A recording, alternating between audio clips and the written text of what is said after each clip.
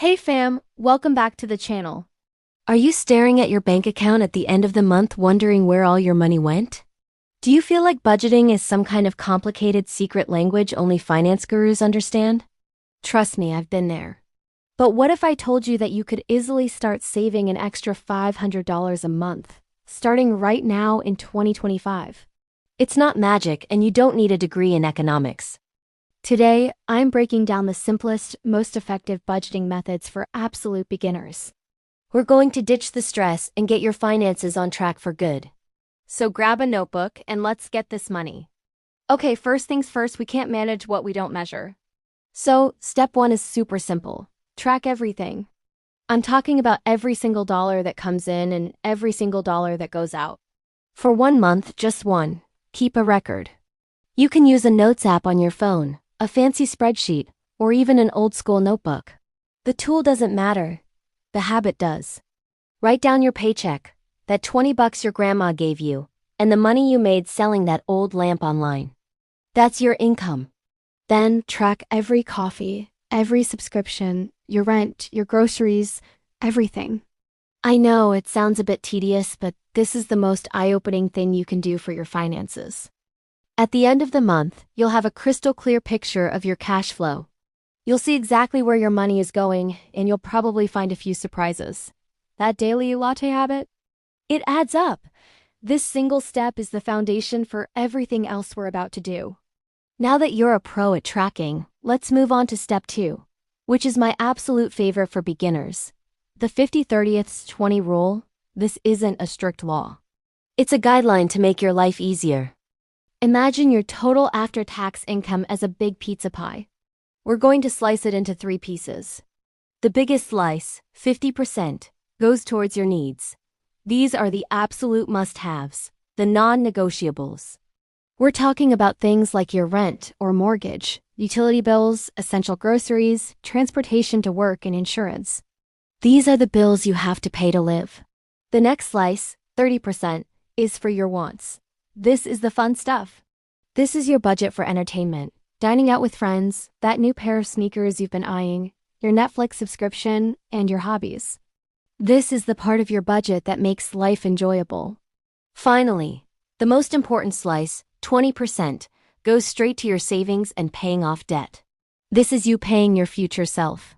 This 20% is for building your emergency fund, saving for a down payment, investing, or tackling high-interest credit card debt. The beauty of the 50-30-20 rule is its simplicity.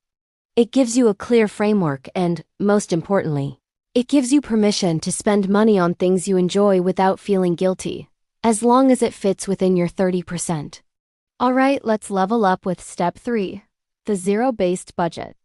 This sounds intense, but I promise it's a game changer. The concept is simple. Income minus expenses equals 0.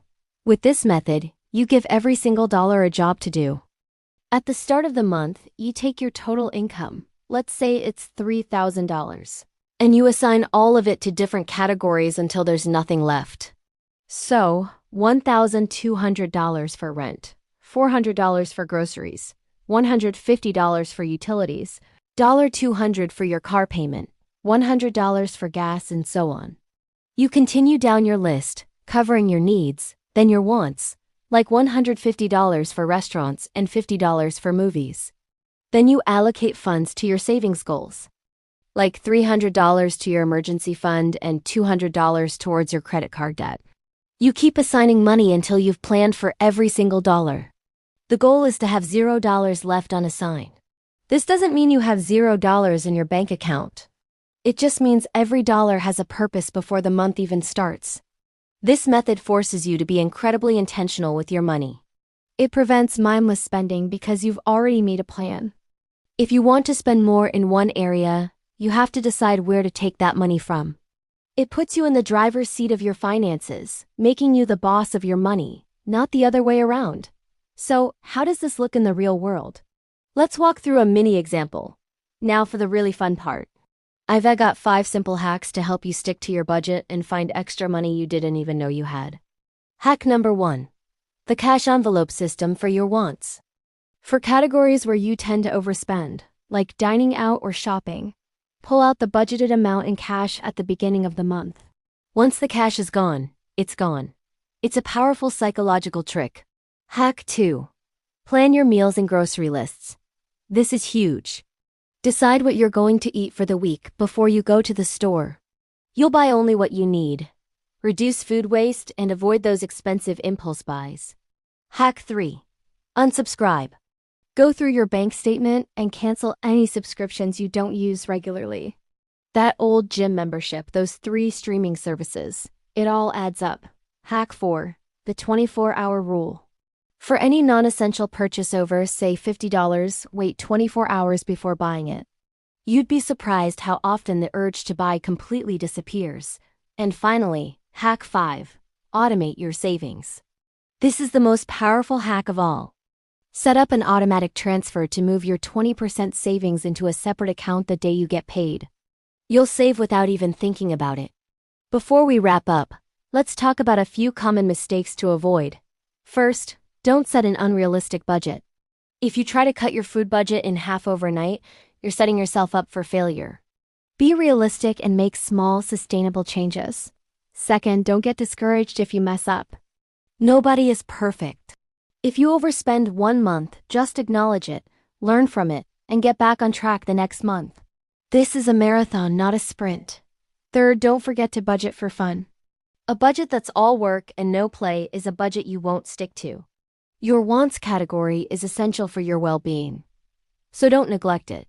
And finally, don't compare your budget to someone else's. Your income, your expenses, and your goals are unique to you.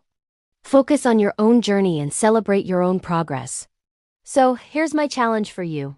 Start today. Don't wait for Monday or the first of the month. Download a budgeting app or just open a new note on your phone and start tracking your spending right now. Pick one of the methods we talked about. The 50-30-20ths rule is a great place to start and create your first ever budget. It might not be perfect, but starting is the most important step. You have the power to take control of your financial future, and it starts with this simple plan. To make it even easier for you, I've created a free downloadable budgeting template. You can find the link in the description below. It has everything we talked about today to help you get started on your journey to saving $500 a month or more. Thank you so much for watching, fam. If you found this helpful, please give this video a thumbs up. And don't forget to hit that subscribe button and ring the bell so you don't miss our next video. Let me know in the comments which budgeting tip you're going to try first. I'll see you in the next one. Bye.